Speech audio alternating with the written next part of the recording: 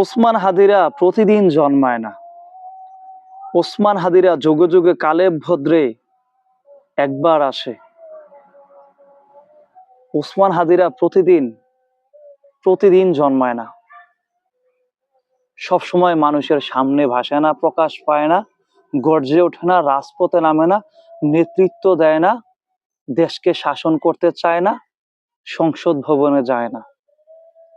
এই ওসমান হাদিরা যুগের পর যুগ একবার দুবার আসে, ধরা দেয় জাতির সামনে, প্রকাশ পায় জাতির কাছে, রাজপথে স্লোগান দেয়, আন্দোলন, হরতাল, মিছিল, মিটিং, সমাবেশ, জনসভা, দেশের জন্য লড়াই করে। আমরা যদি এই ওসমান হাদিদের কদর না বুঝি কি হবে? আমি সরকারের কাছে সর্বোচ্চ দাবি জানাচ্ছি এবং দেশের জনগণদেরকে বলতেছি, সবাই আওয়াজ তুলুন। আওয়াজ হবে, সরকারের কাছে দাবি হবে, ওসমান হাদির শরীরের পরিস্থিতি যদি শিথিল হয়, মানে বাহিরে নেওয়ার জন্য যেন ব্যবস্থা করে, চিকিৎসার জন্য ভালো কান্ট্রিতে ভালো চিকিৎসা যেন তাকে নিয়ে করানো হয়। ভালো পরিবেশে নেওয়ার মতো সুযোগ যদি তৈরি হয়, বিদেশে নিয়ে চিকিৎসা করার মতো যদি সুযোগ তৈরি হয়, ওসমান হাদিকে যেন সাথে সাথে নেওয়া হয়। তার শরীরের কন্ডিশন, তার শরীরের অবস্থা যদি ওই পরিবেশে ওই অবস্থায় যায়, ওই সুযোগ যদি পায় চিকিৎসকরা, যে হ্যাঁ 5-6 ঘন্টার মধ্যে তাকে বাইরে নেওয়া যাবে, চিকিৎসা করানো যাবে, তাহলে যদি নেওয়া হয়।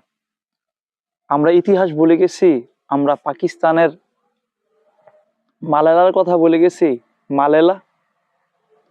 মালেলার কথা আমাদের মনে নেই। মালেলার মাথায় শটগান না কি দিয়ে যে একেবারে মাথার এদিক দিয়ে ওই দিক দিয়ে বুলেট বাহির করছিল। তাকে কিন্তু ওই দেশের সরকার, পাকিস্তানের সরকার, সম্ভবত আমি যদি ভুল না করে থাকি, ইংল্যান্ডে নিয়ে চিকিৎসা করেছিল। আল্লাহর রহমত, আল্লাহর দয়ায়, আল্লাহর ইচ্ছায় তিনি কিন্তু সুস্থ হয়ে ফিরে এসেছেন এবং তাকে ওই দেশের জনগণ, ওই দেশের সরকার পেয়েছেন। তো আমরাও চাই, আমরাও যেন ওসমান হাদিকে পাই, আমরা যেন ওসমান হাদির মতো জাতির শ্রেষ্ঠ সন্তানদেরকে না হারাই। প্রথমত বলেছি যে ওসমান হাদিরা প্রতিদিন জন্মায় না। ওসমান হাদিরা যুগে যুগে একবার দুবার আসে, জাতির সামনে ধরা দেয়। ওসমান হাদির চিকিৎসা যেন কোনো রকম যাররা পরিমাণ ত্রুটি না থাকে, কারণ ওরা জাতির সম্পদ। হ্যাঁ, রাজনৈতিক মত পার্থক্য থাকতে পারে। আপনার আমার মতের সাথে অন্য কোনো রাজনৈতিক দলের নেতাদের সাথে, রাজনৈতিক আদর্শের সাথে তার আদর্শ, তার মত, তার কালচার, রীতিনীতি নাই মিলতে পারে, কিন্তু সে একজন জাতির শ্রেষ্ঠ সন্তান। সে রাজপথে লড়তে জানে, ঘাম জড়াতে জানে, আন্দোলন, মিছিল, মিটিং, সমাবেশ করতে জানে, ন্যায় ইনসাফের পক্ষে লড়তে জানে, ন্যায় কথা বলতে জানে, ন্যায় ইনসাফের দেশ গড়ার স্বপ্ন দেখে। সে একজন জাতির শ্রেষ্ঠ সন্তান।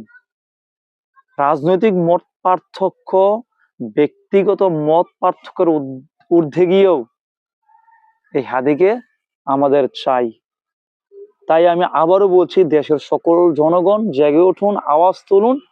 হাদিকে যখনই সম্ভব তখনই যেন ভালো কান্ট্রিতে নিয়ে, ভালো পরিবেশে, ভালো ট্রিটমেন্ট, ভালো চিকিৎসা দেওয়া হয়।